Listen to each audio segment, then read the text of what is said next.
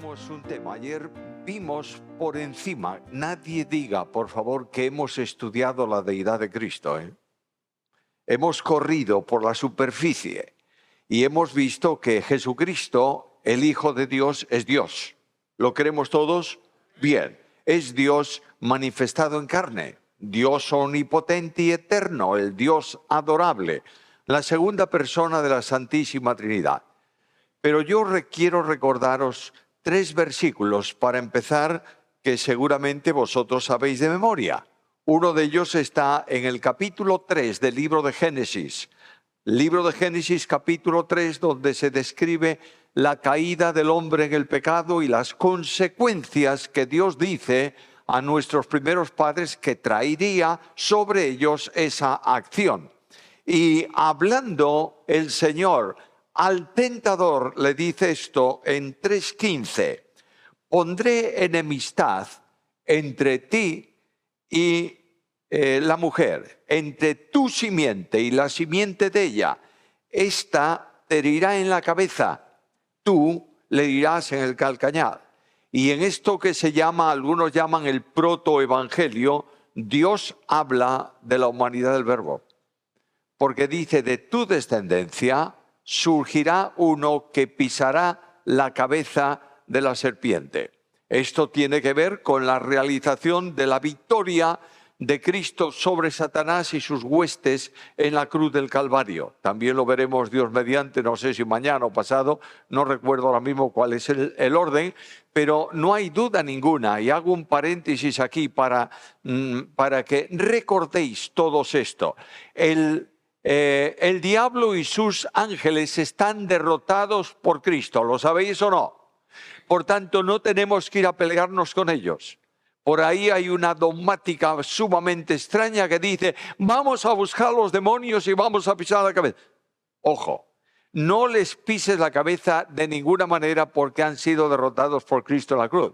Y lo único que la Biblia te manda no es pelearte con ellos, es resistir. Son ellos los que vienen y tú les resistes por fe, con la autoridad de Dios, con su palabra en oración. Pero lo que quiero destacar es que Dios anuncia la venida del Redentor procedente de ¿quién? De la mujer.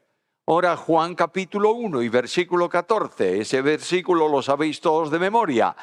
Juan comienza hablando de la deidad de Cristo en el versículo 1 de ese capítulo y llega al versículo 14 y dice, y aquel verbo fue hecho carne y habitó entre nosotros y vimos su gloria como del unigénito del Padre lleno de gracia y de verdad. De modo que el verbo eterno se hizo hombre, se hizo carne. Es muy interesante apreciar esto. Para Juan el término carne mayoritariamente en sus escritos se refiere a la humanidad. Mientras que para Pablo el término carne se refiere generalmente a la pecaminosidad del hombre.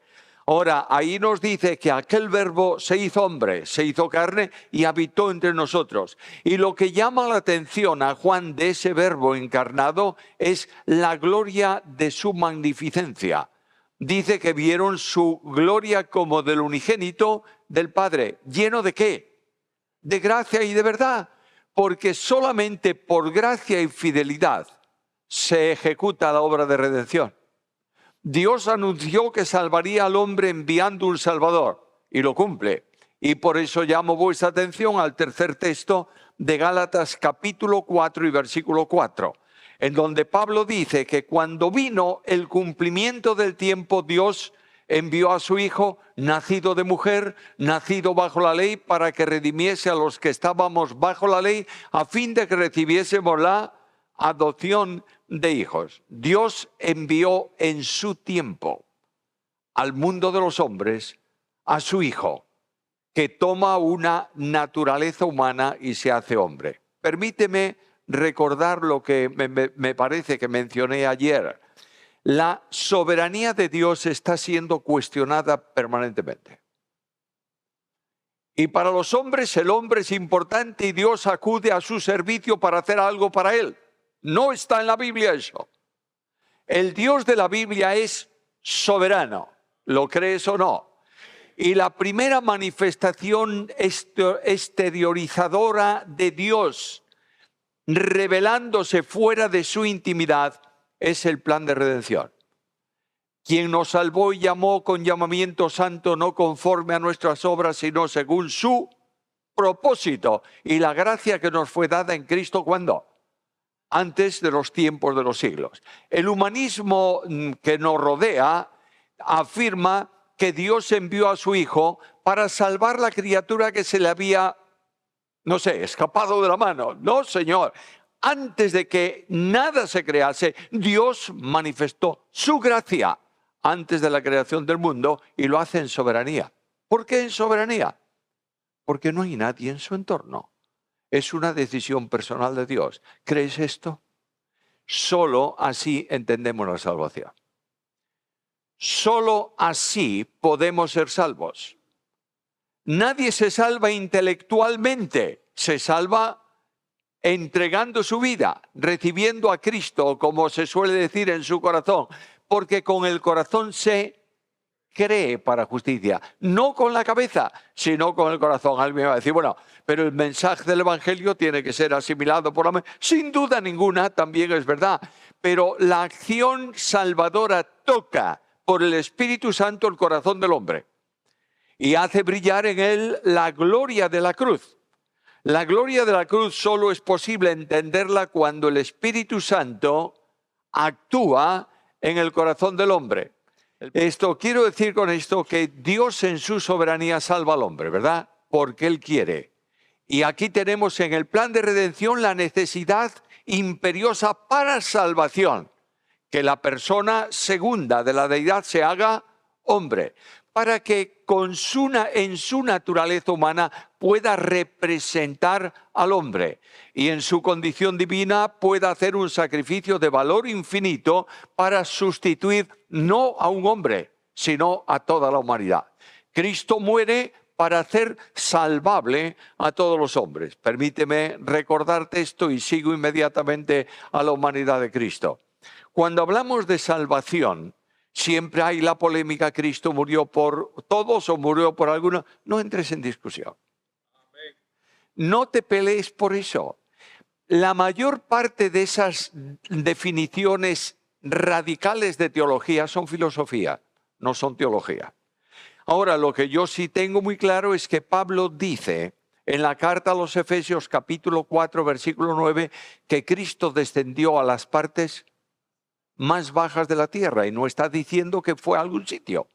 Simplemente bajó a la situación del más perdido de los pecadores para hacer salvable a todos los hombres. No todos los hombres se van a salvar, indudablemente, pero Dios no permite que en el trono blanco al final de la historia haya uno que diga, tú no hiciste bastante por mí. ¿Entiendes esto? Por tanto, vamos a entender o a ver cómo Dios se aproxima al hombre. Quiero recordaros que por la historia de la encarnación, Dios entra en la temporalidad humana. Y aquí tenemos un tremendo misterio. ¿Dios es eterno o no? Quiere decir que no hay tiempo para Él, que Él vive permanentemente en presente. Todo cuanto ocurre en el tiempo, para Él es una realidad presencial porque vive en el presente. Y de pronto este Dios que no tiene tiempo, toma una naturaleza humana y como hombre entra en el tiempo de los hombres. Y desde ese momento se puede escribir la historia de Dios en horas, minutos y segundos. Nadie puede entender un misterio tan grande, pero es la gran revelación. Teniendo en cuenta estos aspectos, vamos a pensar un poco en la encarnación de Cristo, es decir, la encarnación del Verbo, con mejor precisión. ¿Quién es el que se encarna? Y el texto de Juan es clarísimo. Y aquel Verbo fue hecho carne. Ahora, en la encarnación del Verbo participan las tres personas divinas. ¿Sabes por qué? Porque forma parte la encarnación del proceso de salvación. Y el proceso de salvación es de las tres personas divinas, porque el que salva es Dios. Recuerdo una verdad esencial: Dios no es una persona, Dios es un ser que existe eternamente en tres personas. Por tanto, lo que el ser divino hace, genera en cuanto a salvación, tiene necesariamente que concurrir en esa acción, en ese propósito, en ese proyecto, las tres personas divinas. Ahora, las tres personas divinas participan, y esta es una palabra técnica de la teología, participan principiativamente. Vaya palabrota. Quiero decir que las tres personas actúan para que una quede revestida. De manera que las tres personas, el Padre da al Hijo, el Hijo asume su responsabilidad y el Espíritu Santo produce la gestación, es decir, el engendramiento en María de la naturaleza humana del Verbo. Luego las tres personas están participando. Lo diría de esta manera: las tres personas ayudan a vestir a la segunda. Solo a la segunda queda vestida de humanidad. ¿Me está siguiendo? Y este admirable Dios viene de esta manera al encuentro del hombre. Pero no te olvides, no podemos olvidar que el que se encarna es Dios preexistente. Es decir, ayer lo veíamos en la expresión de Pablo, ¿verdad? Pablo decía: el cual, siendo en forma de Dios, no estimó el ser igual a Dios como cosa a que aferrarse, sino que se despojó a sí mismo, tomando forma de siervo, hecho semejante a los hombres. Y ahí tienes todo el conjunto cristológico, tanto en Juan como en Pablo. Ahora, viene un problema enormemente grave, grave en el sentido intelectual. El infinito se encierra en la finitud. ¿Puedes entenderlo? No, ni tú ni yo. Eso es absurdo para el hombre. Lo que es infinito y lo que es finito. Pero este Dios infinito, porque es capaz de estar presente en cualquier lugar y en cualquier situación y llenarlo todo con su gloria, siendo infinito como Dios, viene a la experiencia de la limitación como hombre. Y este admirable Hijo de Dios, la segunda persona de la deidad, toma no una persona humana, una naturaleza humana. Y el Verbo eterno viene a tener en sí mismo, en su subsistencia divina, dos naturalezas. La naturaleza divina, que le corresponde porque es Dios eternamente, y la naturaleza humana, que es incorporada en su persona divina desde el momento de la encarnación. ¿Me sigues? En ese momento, Dios es Dios eterno y hombre perfecto. No es que Dios, el encarnado Verbo, sea Dios y hombre. Esa conjunción copulativa, sácala, porque da la impresión de que es Dios y es también hombre. Se convierte en Dios hombre, con un guión en el medio. Es decir, el Dios que, sin dejar de ser Dios, es también hombre. Y aquí viene el nombre que se le da a este encarnado: Emmanuel, Dios con nosotros. Ahora, una pregunta que surge en el estudio de la encarnación del Verbo es esta: ¿es necesaria la encarnación? Si por necesidad se entiende de algo que Dios precisa, tengo que afirmar que no es necesaria. ¿Me estáis siguiendo? Yo quiero que me sigáis, que nadie piense que estoy diciendo una herejía. Es decir, ¿Dios necesita encarnarse? No. Pero en razón del plan de redención surge la necesidad redentora, por la cual Dios no puede redimir si no se encarna. Y fue esa la gran necesidad para hacerse hombre. Desde su condición divina, Dios no puede perdonar pecados. Otra herejía de Pérez Millos, ¿verdad? Ahí vienen los judíos y le dicen, viene el paralítico, le bajan el paralítico. ¿Y Jesús qué le dice? Confía, hijo, tus pecados te son perdonados. ¿Qué ocurre con los de siempre? que están en torno, siempre en las primeras filas de la iglesia. ¿Es insufrible para ellos estar allá atrás? No. Ellos son el number one de la congregación y hay que rendirles respeto y pleitesía. ¿Cuántos hay así? Es una especie en extinción que nos extingue, ¿sabes? Ahora, estos vienen y le dicen al Señor, entre ellos, ¿quién es este? Blasfema. Dice que tus pecados te son perdonados y el único que puede perdonar pecados, ¿quién es? Y Cristo le dice, bueno, vosotros tenéis una afirmación que voy a aprovechar. ¿Qué es más fácil decir, tus pecados te son perdonados o decir, levántate y anda? Pues mucho más fácil, tus pecados te son perdonados. ¿Quién lo ve? Nadie. Pero si yo le digo a un paralítico, levántate y anda, y no se levanta, ¿cómo quedó?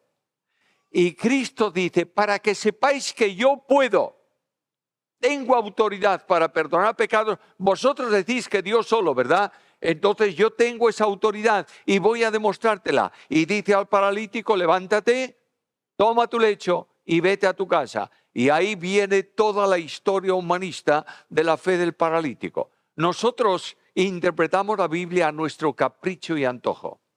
De manera que decimos, este hombre con su fe se levantó y recogió y se marchó. No, nada de eso. El soberano dijo, levántate, toma tu cama y vete a tu casa, y no puede resistir nadie la autoridad del soberano.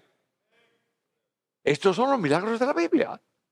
Estamos acostumbrados a depender, a que Dios dependa de nosotros y cosas por el estilo. El Verbo encarnado es soberano y la voz de autoridad del soberano no puede ser resistida. La vas a escuchar delante de la tumba de Lázaro. 2 palabras en el texto griego. Lázaro fuera.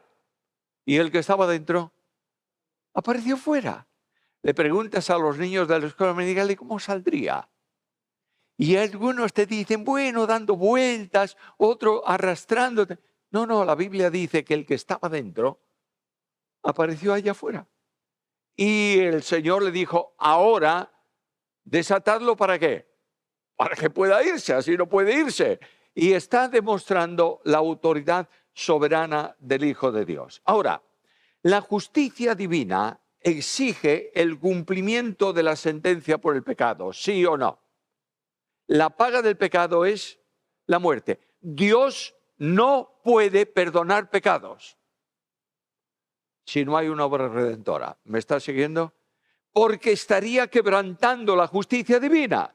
Te perdono. Pero oye, pero si hay una deuda contraída y una responsabilidad penal que hay que extinguir. Veníamos hablando hace un rato, no sé si veníamos en el camino o fue aquí, que hablábamos de multas, de sanciones. Veníamos en el camino. De sanciones en el coche, claro. Te ponen una sanción la policía de tráfico porque en una zona de 60 ibas a 120 y te ponen. Ahora tú vas al director de tráfico y le dices, perdóneme usted. Y el director te dice, no puedo perdonarle si usted no paga la sanción. De la misma manera ocurre con el pecado del hombre. El pecado contrae una responsabilidad penal que no puede ser cancelada a no ser que se extinga. Por esa razón, revestido el verbo de hombre, puede venir al establecimiento de los elementos necesarios para cancelar la sentencia. La paga del pecado es, por tanto, si no hay muerte en ese sentido, no hay paga y Dios no puede perdonar pecados. Dios perdonó los pecados de los hombres a lo largo de la historia que creyeron en Él en vista a la cruz. ¿Está claro? Es decir, la Biblia dice que Dios pasó por alto en su paciencia, ¿qué? Los pecados pasados. Ahora viene la justificación. La justificación por la fe, que es el elemento para alcanzar la salvación. La salvación se sustenta en gracia. Nadie se ha salvado si no es por gracia. Y nadie ha recibido la salvación si no es por fe. Está clarísimo. Y a lo largo de la historia antigua notarás que hay salvación, pero no hay predicación específica de la cruz. porque hay un sermón distinto y hay una revelación que falta, pero Dios perdona esos pecados de aquellos que creen en Él. Dios justifica al que cree, ¿verdad? De manera que Abraham no recibió ninguna revelación especial, simplemente Dios le dijo, vas a tener un hijo. ¿Y Abraham qué dijo? ¿Yo? ¿Cómo voy a tener yo un hijo? Si tengo 100 años. Y Dios le dice, tú. Y él dice, ¿y su mamá quién va a ser? Tu mujer. Mi mujer. Con 100 años casi. Y estéril toda la vida. ¿Qué? ¿Crees o no crees, Abraham? Sí, creo. Justificado. Ahí tienes todo el proceso. Pero Dios justifica a Abraham que cree y a otros que han creído en el Antiguo Testamento en vista a que un día en la historia del hombre, ya para el presente, un hombre iba a ocupar el lugar de Abraham en la cruz. ¿Me está siguiendo? Ahora, todo esto es muy importante, pero de pronto se va a producir el gran milagro de la encarnación. ¿Cómo se concibe la naturaleza humana, que es el hombre Jesús de Nazaret? ¿Cómo se concibe la naturaleza humana del Verbo eterno? Primero, hay una concepción virginal. Ojo con esto, que se le presta muy poca atención a este asunto. De manera que el ángel le dice a María, vas a tener un niño. ¿Y ella qué dice? No conozco varón. ¿Cómo es posible tal cosa? No tengo relación con ningún hombre. Y el ángel le dice, no va a ser la concepción humana, en el sentido de generación de hombre-mujer, va a ser una obra especial, milagrosa de Dios. El Espíritu de Dios vendrá sobre ti y la virtud del Altísimo te cubrirá con su sombra. Sabéis que el verbo conocer en el Antiguo Testamento no es intelecto, es corazón. De manera que la Biblia dice que conoció Adán a su mujer Eva. ¿Tú crees que Adán no conocía a su mujer? Desde que Dios le trajo la mujer a Adán, no pudo ignorarla. Porque no hubo silencio en el huerto desde entonces. De modo que la conocía perfectamente, pero lo que dice el texto bíblico es que hubo una relación íntima entre los dos y de ahí nace un hijo. Por eso la vida eterna, Juan 17, 3, 4, dice, la vida eterna es que te conozcan a ti, el único Dios verdadero, y a Jesucristo a quien tú has enviado. Intimidad de relación permite la vida eterna de Dios en la experiencia del creyente. La Biblia dice que María le dijo al ángel, no conozco varón, por tanto él le dice, Dios va a producir en ti lo necesario para que tú quedes embarazada, tengas el proceso de gestación y alumbres a un niño. Lo importante de esto son algunas cosas que tienen que ver con la titularidad humana del Verbo. Dice que se sentará en el trono de David. Y ahora tenemos ahí una problemática de los evangelios en cuanto a genealogías, ¿verdad? Tienes la genealogía de Mateo, que no se parece en nada prácticamente a la genealogía de Lucas. La genealogía de Mateo es la genealogía de Cristo desde David, pasando por el heredero del trono, que era Salomón.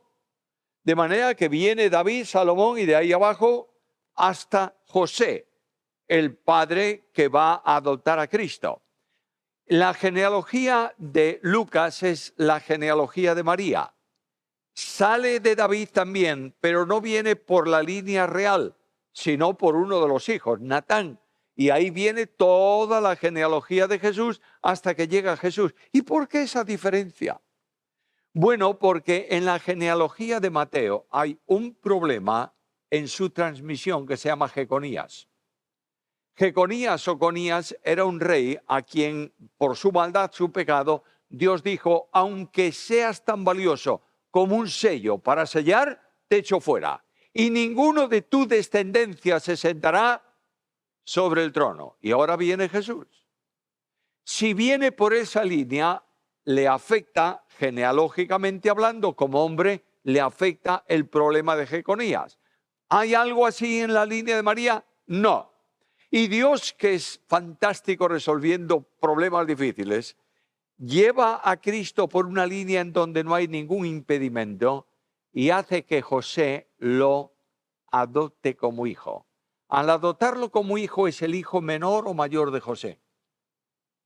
Es el hijo mayor, no tiene ninguno.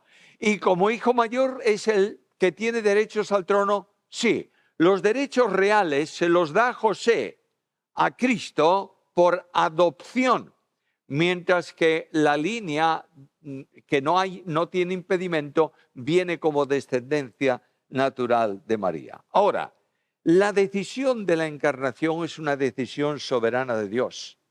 El Verbo se hizo carne. Sería un error suponer que la relación de Jesús, hombre, con el Espíritu Santo es una relación de padre, porque lo concibe de su madre. ¿Me estás entendiendo? No hay tal cosa. ¿Por qué motivo? Bueno, debo saltar unas cuantas notas que tengo aquí para avanzar al motivo de por qué Cristo no podía tener un padre humano. Pero antes de eso, déjame recordarte que muchos se preguntan ¿por qué Cristo es impecable? ¿Lo oíste alguna vez? ¿Jesús es un hombre o no? ¿Y qué pasa con los hombres?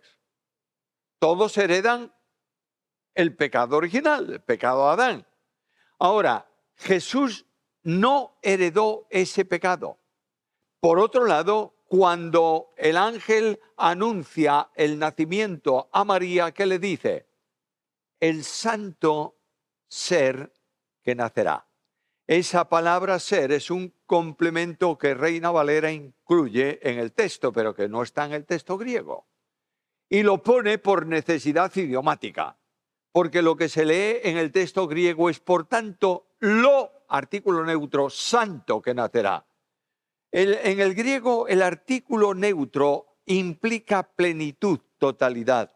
Lo que está diciéndole el ángel a María es, lo que va a nacer de ti, ese niño que va a nacer, es lo absoluta, perfecta, infinita, total, plenamente santo.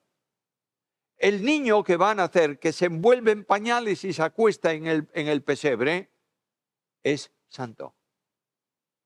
¿Por qué? Impecable. Pablo dice, conforme a nuestra semejanza, pero sin pecado. ¿Por qué es impecable? Y la respuesta general, o muchas de ellas, son estas. Primero, porque no tuvo padre humano. Entonces el pecado se transmite por el padre. Pobres padres. Nos han colgado el pecado. Es Eva la que peca, pero yo soy el que transmito el pecado. Bueno, no. Hemos pecado. El hombre tiene mayor responsabilidad que la mujer en la transmisión del pecado. ¿Sabes por qué? Porque Eva pecó pero Adán no fue tentado. Adán lo hizo a conciencia. Y naturalmente no tiene que ver con eso. Porque en el Salmo 51 no se habla de la transmisión paterna. Yo he oído esto hasta la saciedad. Es el padre el que le transmite la sangre. Simplemente no puede tener padre humano porque es el unigénito del padre. No puede tener dos padres. Esto está clarísimo. De manera que esa es una de las razones. Segunda razón, no, claro, no tiene pecado porque fue concebido por el Espíritu Santo. Bueno, el Espíritu Santo puede hacer un milagro de concepción hoy y el que es concebido no es santo por concepción, porque está tomada su naturaleza ¿de dónde? De sus padres humanos. Y el padre humano desde Adán dice que el pecado entró en el mundo por un hombre y por ese hombre pasó a todos los hombres. Lo que ocurre ahí, la santidad del Verbo encarnado está en el hecho de quién se encarna. Se encarna Dios. Y la naturaleza humana de Cristo subsiste en la persona divina. No puede separarse de ella, porque no es una persona, es una naturaleza. No confundamos esto, por favor. Hay personas que confunden las naturalezas y las personas y arman un verdadero problema. El Verbo eterno santifica absolutamente a cualquier naturaleza que le represente o que pueda manejarla. El sujeto de atribución, ¿sabe lo que es eso? Es decir, yo hago una acción, yo tengo aquí 2 brazos de momento. Tengo 2 brazos y bajo y le doy un golpe a uno de los que estáis ahí sentados. ¡Ah! Y tú dices, oye, ¿qué? ¿Por qué me pegas? Y yo te digo, no fui yo. Fue mi brazo. Y tú dices, sin duda ninguna, fue tu brazo, pero ¿quién es el responsable? Eres tú que mueves el brazo. De manera que el sujeto de atribución de las 2 naturalezas del verbo es el verbo. ¿Entiendes esto? De manera que si yo digo que el verbo encarnado podría pecar, estoy diciendo que Dios puede pecar. Esto es imposible. Por eso la santidad absoluta de Cristo está en el hecho de que el verbo desciende y la naturaleza humana de Cristo se construye sobre el verbo. ¿Me está siguiendo o no? Esto es muy necesario que lo entendamos. El verbo está presente siempre, porque es su naturaleza la que se está concibiendo, no es una persona. Y ahora vengo a deciros algo que es muy difícil de entender, pero que es teológicamente correcto. Jesús de Nazaret es el único hombre sin personalidad humana. Porque el sujeto de atribución de la personalidad es la persona, ¿o no? Y en Cristo no hay 2 personas, hay solamente la persona del Verbo eterno que se hizo carne. ¿Entendemos esto todo? No, pero es bastante complicado. Vamos, lo dejo ahí para que esta noche hagáis así con el cerebro un poco y vayáis asentando las piedras. Ahora, un asunto importante en la concepción de Cristo tiene que ver con su madre, ¿o no? El mundo evangélico es como cualquier mundo. Es la ley del péndulo. ¿Sabe lo que es? Tú tiras un péndulo hasta allá lejos y lo sueltas. ¿Y qué ocurre? Se va a la misma distancia en el otro lado. De manera que nosotros tenemos preconcebidas unas cuantas ideas. Yo voy a decir una palabra ahora mismo. Como dice el apóstol, ¿a quién me refiero? A Pablo, claro, naturalmente. Pedro no, Pedro es un poco raro. Y Juan es demasiado místico. Son iguales, ¿entendemos esto? Ahora vengo a María.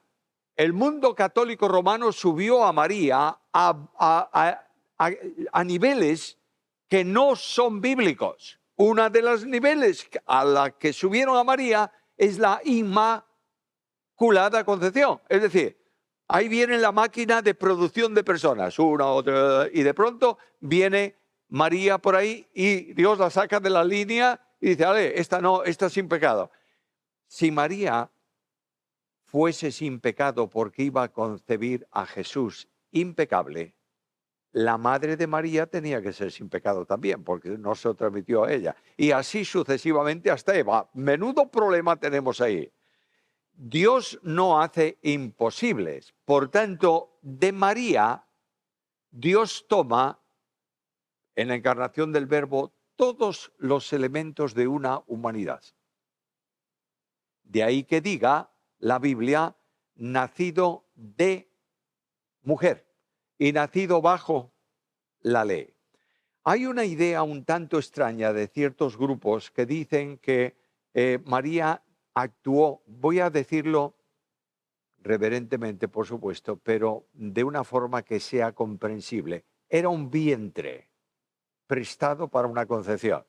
Y Dios trajo un cigoto y lo puso ahí para que se gestara. Eso no tuvo que ver nada con María y fue alumbrado un ser santo porque no tomó la naturaleza humana de una mujer. ¿Está claro o no? Y naturalmente, nosotros, como los católicos dicen, inmaculada. Y como además es co-redentora, porque dijo sí al ángel, ya está, lo asumimos a la categoría. Como ellos hicieron lo que no es correcto, ¿nosotros qué hacemos con María? Nada, en el mejor de los casos. Yo pregunto a todos, no, la mayoría es de esta iglesia, entonces me voy a meter en un lío, pero yo pregunto, ¿cuántos mensajes sobre María se predican en la iglesia evangélica? Podemos predicar habitualmente de Barrabás, no hay problema, pero de María, quiero recordarte que María es la única persona en la Biblia que tiene 3 calificativos de parte de Dios de esta naturaleza: bienaventurada, bendita, llena de gracia. Y cuando María va a visitar a su prima Elizabeth, a su pariente Elizabeth, ¿qué le dice Elizabeth? ¿Qué tengo yo para que la madre de quién? De mi Señor venga a mí. Hermanos queridos, seamos equilibrados. María es un modelo de compromiso, un modelo de reflexión. Dice la Biblia que ella confería todas las cosas que estaban ocurriendo a Cristo en su corazón y las meditaba y las asimilaba. La gran prueba de la relación de Cristo con su madre lo tienes en la cruz, que cuando está en la cruz Cristo dice a su madre, refiriéndose a Juan, ese es tu hijo, y a Juan, esa es tu madre. Y probablemente Juan tomó a María en ese momento y salió con ella, la retiró del entorno de la cruz. Por eso en alguna descripción Juan está y luego no está y luego viene. Ahora, eso no tiene que ver, eso es cuestión de historia. Pero María es una mujer que Dios utilizó y le pidió permiso para que naciese el hijo, ¿verdad? No, bajo ningún concepto. Dios no pide, Dios dice, esta va a ser. Y la ha escogido. Y yo te pregunto, ¿y por qué? ¿Por qué escoge a María? ¿O es que la única digna en todo Israel? No, porque Él quiso. Y cuando hablamos de elección nos molesta mucho a la mayoría, ¿o no? Mi problema no es que Dios haya elegido a algunos para salvación. Lo creo firmemente. Mi problema es que haya elegido antes de crearlos al resto para condenación sin oportunidad ninguna. ¿Me entiendes? El hombre es responsable. Y Cristo dijo, el que cree en el Hijo tiene vida y el que rehúsa creer que no verá la vida. No trates de arreglar lo que no tiene solución para el hombre. Porque ese problema lo tenían los judíos en otra dimensión. En el Antiguo Testamento hay un Mesías que reina y un Mesías que muere. ¿Qué hacen los judíos? Esto es irreconciliable. ¿Cómo va a morir? ¿Y cómo va? No, esto? Entonces, el Mesías que muere no es el Mesías, es el pueblo de Israel. Y agarran las 2 líneas del tren y la doblan para hacer una sola. El tren descarrila, ¿sabes? Ellos no podían entender eso porque les faltaba una revelación que tú y yo tenemos. Qué fácil es para mí entender eso. Porque Cristo vino, Cristo nació, Cristo murió y Cristo resucitó. Ahí tienes la solución. Cuando yo llegue al cielo, tengo ganas de encontrarme con algunas personas para preguntarle algunos problemas teológicos que no soy capaz de resolver. Cuando yo vea a Pablo en el cielo, le voy a decir, ¿me haces una parte, por favor? ¿Cuánto tiempo necesito? No sé, 3 siglos. Como ahí no hay tiempo, como el nuestro. Y le voy a preguntar, menudo problema has generado tú con algunas cosas de 1 Corintios. ¿O no? Claro, hemos elevado costumbres y formas a dogma de fe. Claro, cuando lo vea y él sepa que yo le voy a preguntar eso, me va a decir, ¿ya lo entendiste? Sí, ya lo entendí, no te pregunto nada. Ahora, hermanos míos queridos, volvemos a la posición de María. El calificativo que se le da es importante y la iglesia primitiva no llamó a María nunca Madre de Dios. Pero en Hechos 1, cuando se termina la última referencia a María, se le llama la madre de Jesús. Yo sé que en la historia de la iglesia hubo un momento de tensión tremenda cuando los arrianos dijeron lo que dicen hoy los testigos de Jehová y los unitarios, que Jesucristo no es Dios en igualdad con el Padre. Lo dijeron. Por tanto, el concilio, enfadado y después de siglos de discusión, dijo: sea hereje el que no confiese que María es la madre de Dios. Y claro, ya la hemos liado, ¿o no? Lo que dice el concilio es que Jesús era Dios. ¿Entiendes? Contra los arrianos. Por tanto, María es la madre de Jesús y Jesús es Dios. Nunca nadie pudo decir, ni va a decir jamás, es una herejía mayor, que María es la madre de la deidad. O que María no tenía pecado, porque ella misma canta y dice que mi espíritu se regocija. ¿En quién? En Dios, mi Salvador. Ahora, la profesión de la Iglesia explícitamente está en el año 215, en donde se afirma que quien nacía de María era Dios. La pregunta es muy curiosa. ¿Dios nace? No. ¿Pero quien nace es Dios? Claro que sí. ¿Dios muere? No. ¿Pero quien moriera en la cruz era Dios? Claro que sí. ¿Dios resucita? Si no muere, ¿cómo va a resucitar? Pero el que resucita es el Hijo de Dios glorificado, o mejor dicho, resucitado, y que recibe el cuerpo de resurrección y luego el cuerpo de glorificación. Ahora, ¿cuál es la consecuencia? Lo menciono de nuevo. Jesús entra en la historia humana, ¿verdad? Dios entra en nuestra historia. Ayer, me parece que fue ayer, cuando dije que Dios viene por Cristo y en Cristo a la experiencia vivencial de asuntos que en Dios solamente están en conocimiento intelectual. De manera que dice Hebreos que nos convenía eso, porque es capaz de compadecerse. Dios no padece. Pero el hombre Jesús padeció o no. Naturalmente, y en este sentido, puesto que está vinculado a la deidad y el sujeto de atribución de la experiencia de la humanidad de Cristo es el Verbo encarnado, lo que Cristo experimenta, lo experimenta la segunda persona de la deidad en quien subsiste esa naturaleza. ¿Me seguís? Amén. Bueno.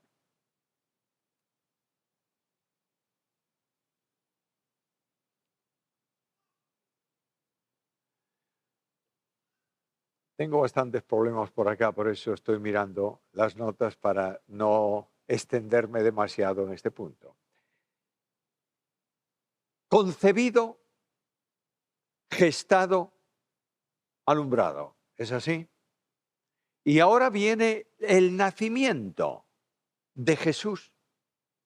Y dice que María estaba embarazada y se le ocurre al emperador de Roma algo extraño. A empadronarse todos. Quiero saber cuántos esclavos tengo en Palestina, el territorio, porque no solamente comprendía Judá e Israel.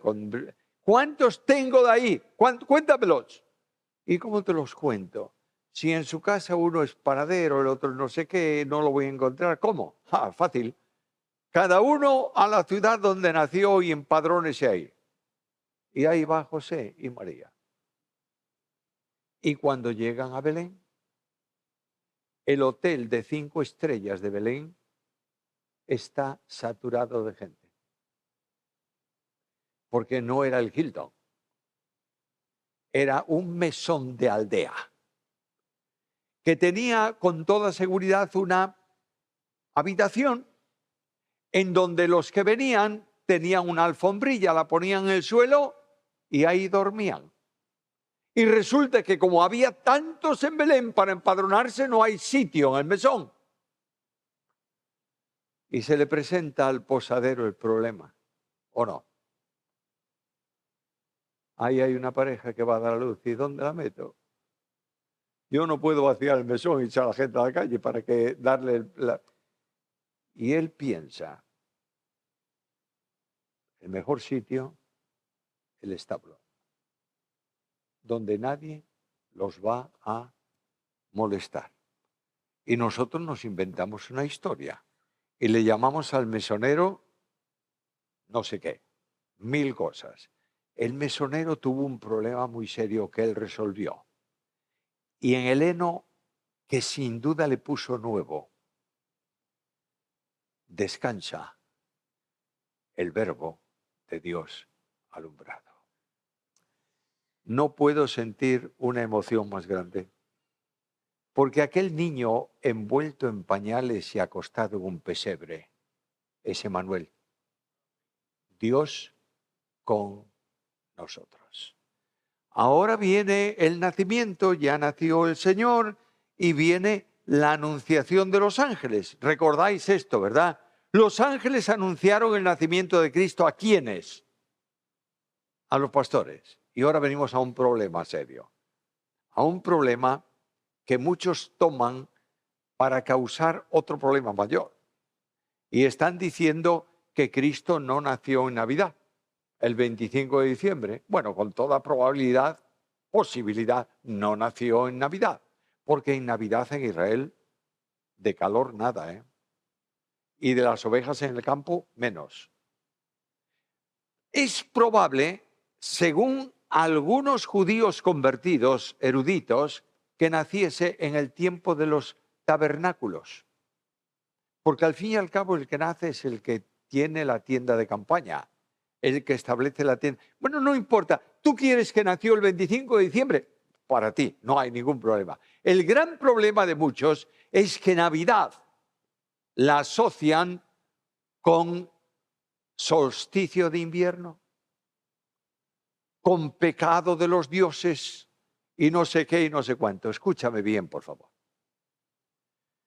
Cuando la cristiandad toma una fecha, no es para afirmar que fue ahí que nació, sino para recordar en esa fecha al que nace. Y nosotros lo que hacemos es pelearnos por circunstancias y luego después voy a meter el dedo en el ventilador esta noche, perdonadme. Bueno, si os enfadáis conmigo, como ya me voy la semana que viene, pues no hay problema, no me invitáis más y ya está. Luego tenemos otro conflicto ahí con Navidad, que es árbol o no árbol. Árbol. Cuidado, que el árbol de Navidad es un símbolo celta. Y las luces, curso decirte, lo que ocurre es que nosotros le buscamos los 5 pies a un gato y solo tiene 4. Y buscamos para fastidiar a los demás.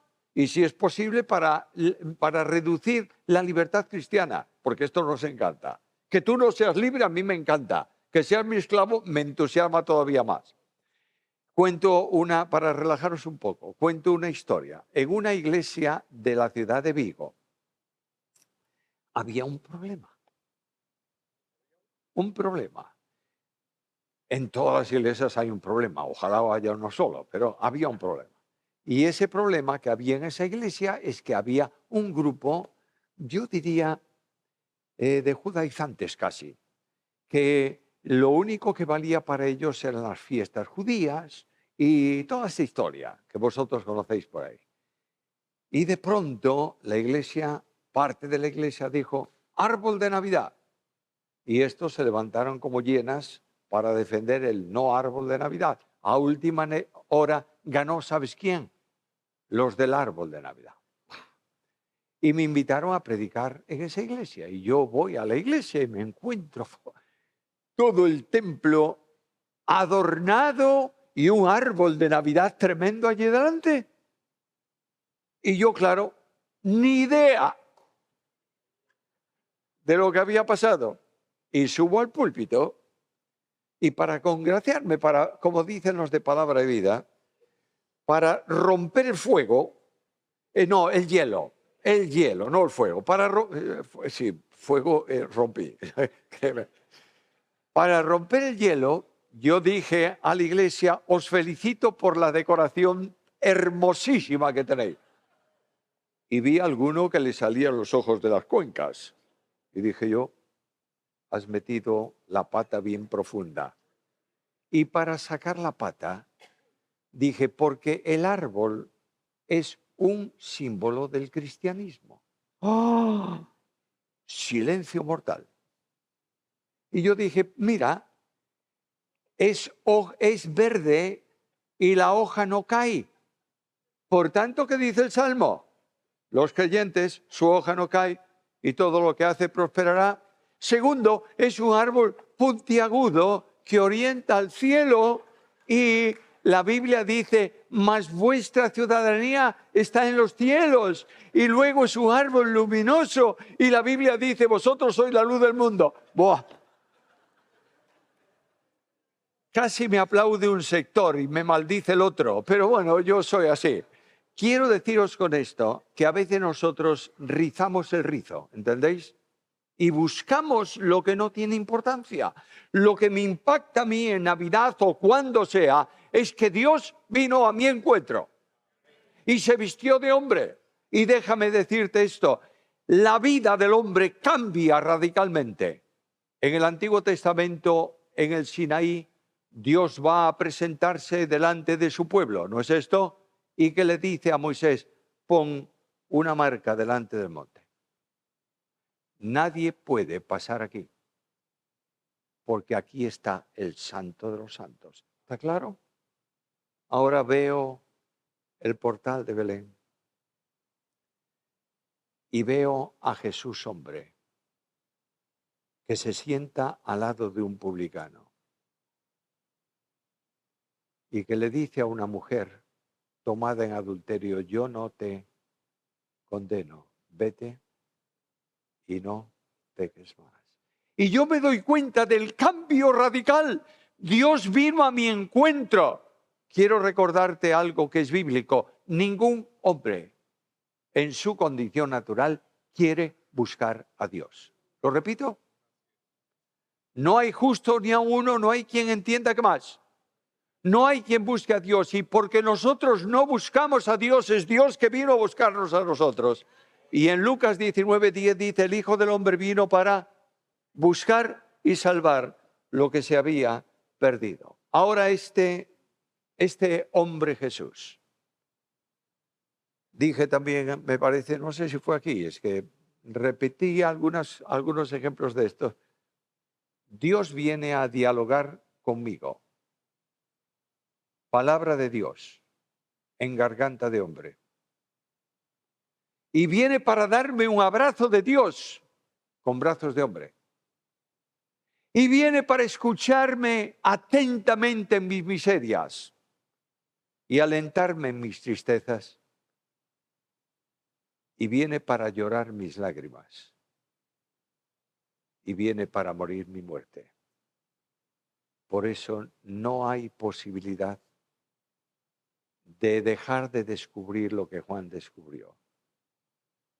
Vimos su gloria como del unigénito del Padre, lleno de gracia y de verdad.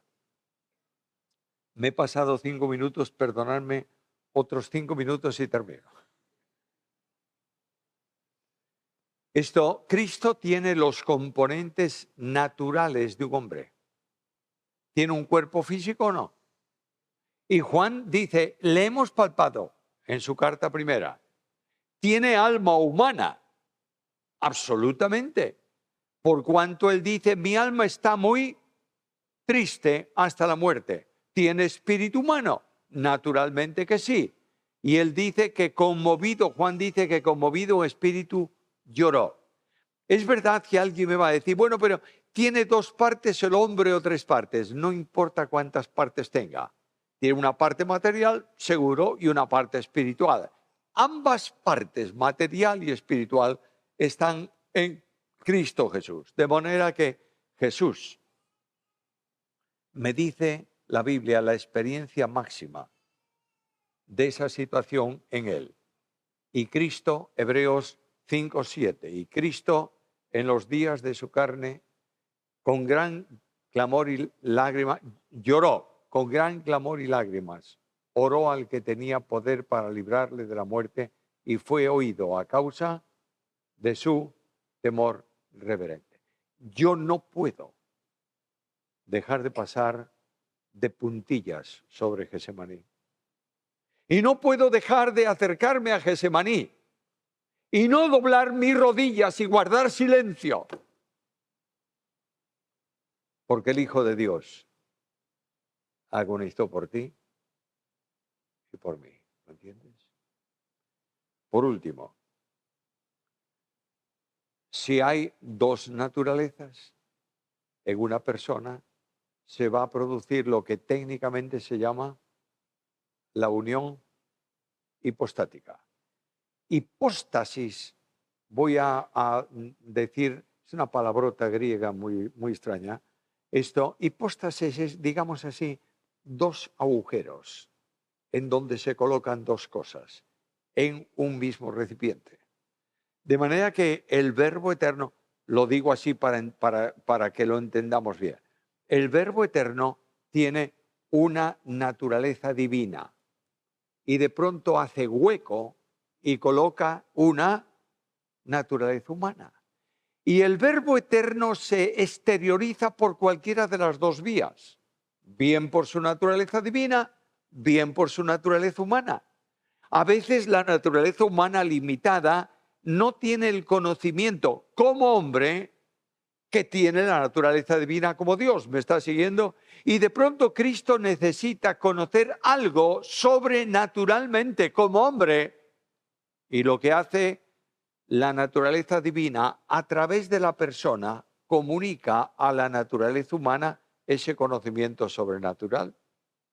Y eso es muy complejo para entenderlo. Pero quiero deciros que se puede entender siempre y cuando todas las acciones sobrenaturales de su naturaleza humana pasen a través de la persona divina del Verbo encarnado. ¿Me sigues? Es la vía para saber cuándo es una cosa y cuándo es otra. ¿Sabes mucho de la infancia de Cristo? No. Solamente que un día le dio un disgusto a sus padres. Va a Jerusalén, está en el templo, la multitud sale para su casita, hombres con hombres, que esto es lo ortodoxo, y mujeres con mujeres. Por eso hay algunas iglesias que dividen la congregación, hombres adelante y mujeres atrás, o mujeres a la derecha y hombres a la izquierda. Bueno, estas son costumbres. Pero ahí van los dos. Y probablemente José diga, oye, el niño debe estar con su madre. ¿Y su madre? No, el niño debe estar con su padre. Y resulta que no está ni con su madre ni con su padre. Y cuando se juntan y dice, oye, ¿y Jesús qué? ¿No está contigo? No, conmigo tampoco. Vamos a buscarlo a Jerusalén. ¿A dónde fueron? Al templo. ¿Por qué? Porque su madre confería todas estas cosas, guardándolas en su corazón. Y llegan al templo. Y ahí está Jesús enseñando a los doctores de la ley. Aprendiendo. Jesús está contestando preguntas que le hacen a ese niño y todos están asombrados de la capacidad de conocimiento que tiene Jesús. Jesús como hombre tuvo que estudiar la Biblia. ¿Lo creéis? No es que sabía todo. Como Dios sí, como hombre no. ¿Quién le enseñó la Biblia a Jesús? Mayoritariamente su madre, ¿sabes por qué? Porque su padre era carpintero. Se levantaba por la mañana y se iba a su taller de carpintería. ¿Quién estaba en casa? María. Y María le enseña la Biblia a Jesús. Y está con los líderes del templo, los maestros, contestando preguntas. Y de pronto, ¿qué le dice sus padres? Mira lo que nos has hecho. Tu madre y yo preocupados por ti. ¿Y qué le dice Jesús? No dice perdonarme, me equivoqué. ¿Sabe lo que dice? No sabéis que en los negocios de mi padre me conviene estar. A los 12 años, en la psicología humana de Jesús, está el conocimiento de su deidad. Cristo es Dios porque su padre humano, no es José, es el Padre del cielo. Así que después de esto, la huida a Egipto, la juventud del Señor, de la que no se dice nada, se dice algo. Trabajaba. Yo veo hoy jóvenes evangélicos que son vagos por condición y por naturaleza. Y lo mejor es vivir del papá y de la mamá y no hacer nada, ni en casa, ni en la iglesia, ni en ningún lado. No viven a Cristo. No viven a Cristo. Y Cristo vino para servir. ¿Estás dispuesto a servir tú o no? Para servir hay que renunciar, ¿eh? Y Cristo renunció, se hizo pobre siendo rico, para que nosotros con su pobreza fuésemos enriquecidos. ¿Te entusiasma Jesús o no? ¿Estás impactado de esto? Dios nos impacte mucho más de lo que estamos, para que vivamos con los ojos puestos en Jesús.